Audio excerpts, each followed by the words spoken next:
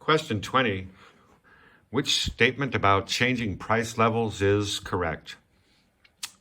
A says, anyone on a fixed income has rising real income during deflation. Yes, I think so. A looks good. Because the currency, your currency is increasing in value. Prices are falling, but you get the same amount of money. Let's see, changing price levels. B says government revenue from indirect taxes falls during inflation. Of course not. When prices increase, government revenue from indirect taxes on goods and services increases. So not B. C, producers prefer deflation to inflation. Hell, no. No. Producers prefer inflation. Who wants to sell a product but the price keeps falling? No.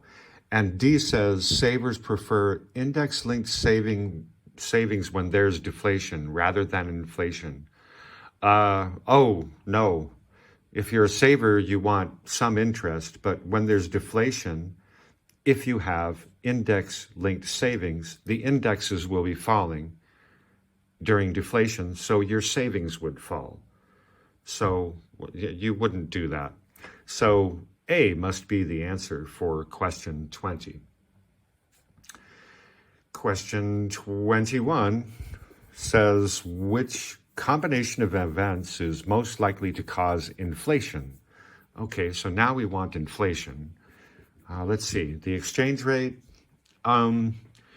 If the exchange rate falls, then then our currency is worth less, so we increase exports, so we increase aggregate demand. So the first part of the answer must be falling exchange rate, right? Oh, and I think you can see the second part, if we have falling direct taxes, then that will increase disposable income, and that will increase aggregate demand. So that might cause inflation. And the money supply rising, more money, people spend more money. So answer for 21 must be B. Answer for 22, better clean this up.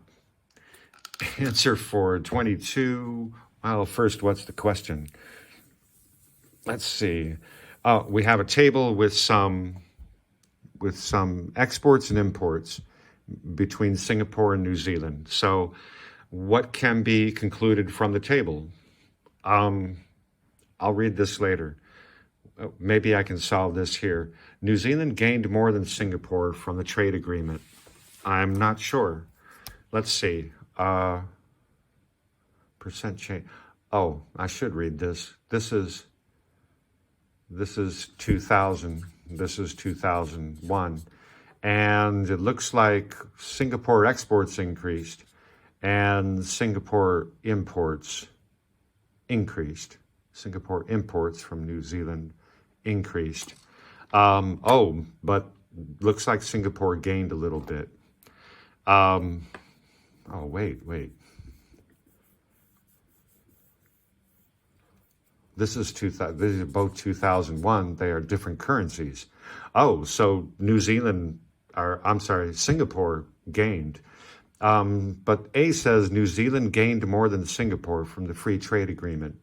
No, Singapore increased their exports to New Zealand by 20%, and their imports decreased. B says New Zealand's trade position with Singapore improved in 2001. No, that's kind of a restatement of A, so no.